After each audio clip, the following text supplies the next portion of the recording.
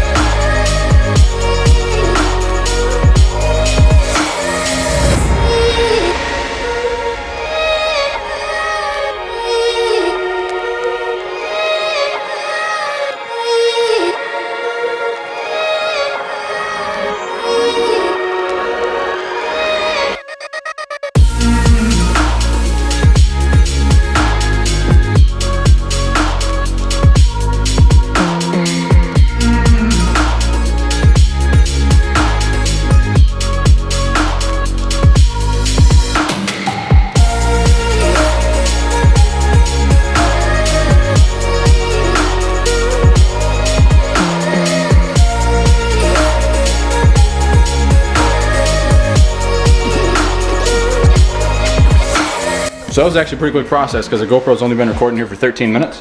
So we made decent time with that. All I got to do is pick up the valve stems yet, and then I can put air in the tires, get the beads seated, and actually put them on the car and see how it looks.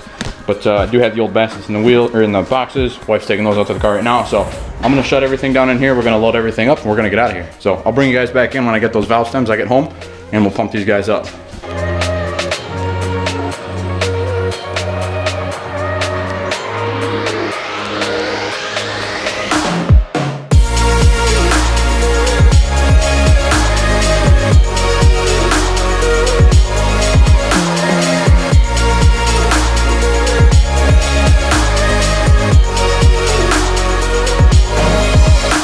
Well guys, I got the stems in, but I don't have a tire blaster, and me and the wife trying to squeeze the tire while the wheel sits on the ground to try and fill it with air isn't working. So I am gonna have to take these back over to Cody's. So luckily enough, I will be in town tomorrow. So I'll just drop by his place real quick, air these guys up, and then we'll be on our way. But the stems are in, everything otherwise is ready to go.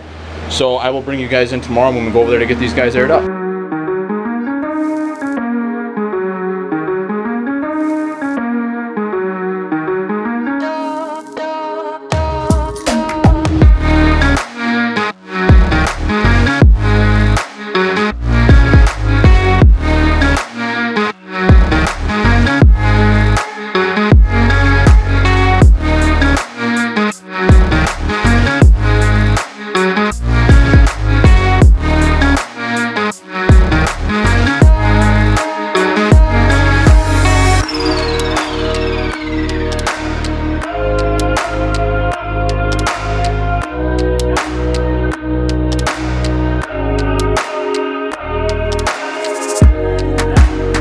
Alrighty guys, so we got the tires mounted, and these things actually look huge.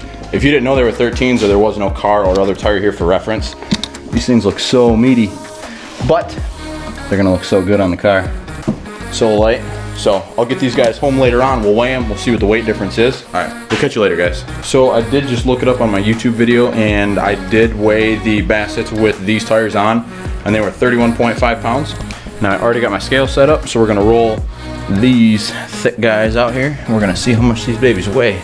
27.3 pounds. These wheels came in 4 pounds lighter with the Hoosiers than the same Hoosiers on those other Bassets. That's crazy. So I had a box show up today, and it is a box from GMS that is skinnies that match the 13s that I have. And I did open one, and these things look crazy. I think they're heavier than the other wheels that I have, but they will match.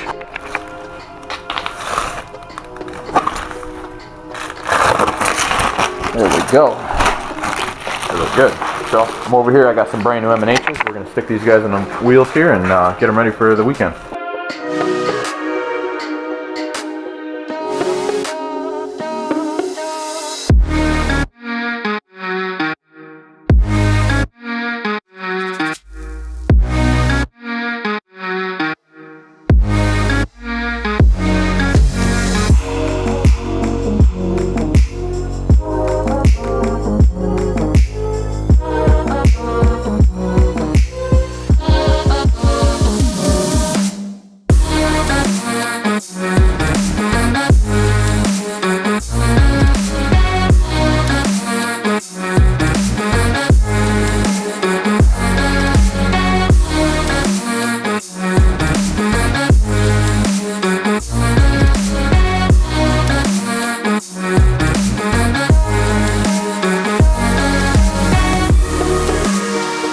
So I don't want to spoil too much, so I'm going to try and not film this car that's here behind me as much as I can. Unfortunately, you are going to catch a glimpse of it. Here you go. I'm just going to show it to you.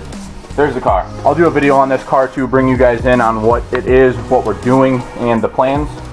But for now, we're just going to focus on white rice. So unfortunately, we're getting ready to race the car last weekend, and the 13-inch setup that I bought, one of the tires lost air. So I brought it out here and I filled it up with air, and I wanted to spray it down to see what it looked like, because for some reason it didn't hold air like the other side. So I wanted to double check it before we went to the track, and thank God I did.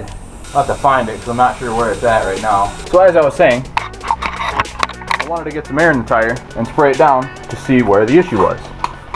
Now, when I sprayed this thing down, I sprayed around the valve stem and the beads all the way around, and I couldn't find anything, and it must be on the back side. I can't remember where. Oh, there it is. So yeah, I went around the bead, sprayed that, sprayed the valve stem, sprayed the wheel itself, didn't see anything, and some of the Windex I was using here actually ran off the side, and I found that. Now this really sucks because I just bought these damn tires at the end of the season last year, used from a buddy of mine. At least I hope that that issue wasn't there when he sold them, because these things are almost new. I mean, look how much meat is left on this tire, and now it's waste because of this. You can see it just bubbling up like crazy. Well, there's a crack. It's about this long in the sidewall. I don't know how well the camera is going to pick that up, but yeah, so good time. So tonight after work, I'm going to take the Mickeys over to my buddy Cody's.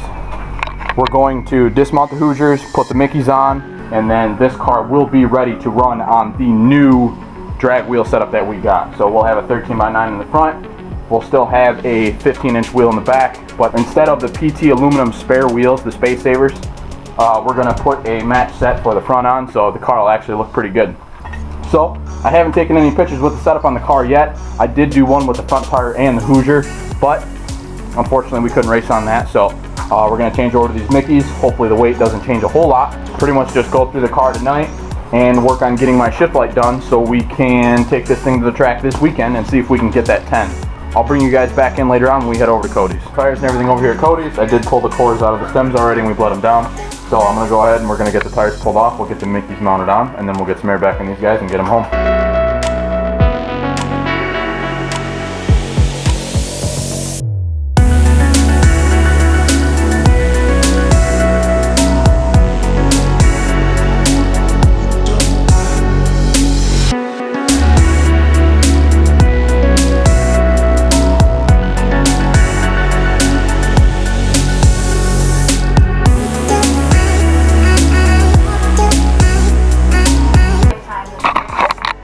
We got these Mickeys mounted. These things are soft as hell. These things should eat. This setup's gonna be nuts. We'll see what happens Saturday when we take it out to the track. So I'll bring you guys back in when we get home. Well guys, come to find out the issue that I had with my camera wasn't the mic, it was actually the USB port on the camera itself. So At this point in the video, the audio is just about gone, even with a new mic. So I swapped cameras out, and I got a different camera that I'm going to use for actual filming like this, and then I'm going to retire this camera to an outside mount somewhere. So it's just going to pick off the internal mic in the camera itself, so it won't keep going back and forth and trying to pick between the external and the internal mic. But, so what I'm trying to say here pretty much is just that we left Cody's later than we were planning on last night because we stuck around and helped him look at a fuel leak on the car. And then by the time I got home, it was almost 11 o'clock, and I had to be back up for work at about 6, so there was no point in me trying to start working on a shift light that I was planning on working on. So pretty much right now, that's what the video is going to kick into, is me working with the shift light here.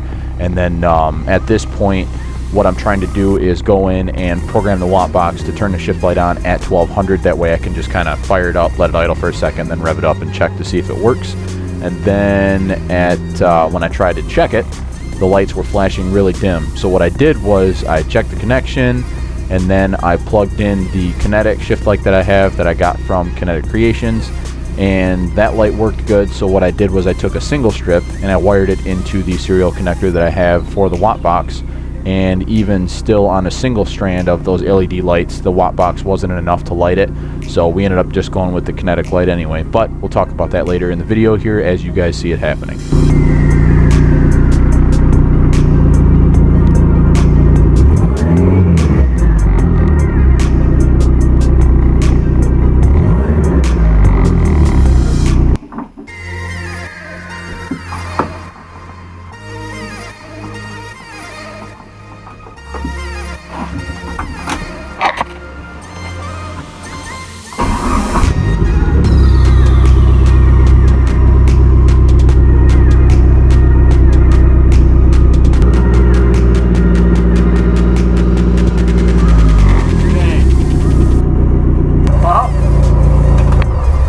Never mind. That was a big waste of time. Turns out that the watt box isn't enough to power the LEDs that I bought. Oh man, that sucks. Oh well, I guess. Kind of sucks, but it is what it is. We'll get this Kinetic one mounted then, and I guess I'll just have to look for it.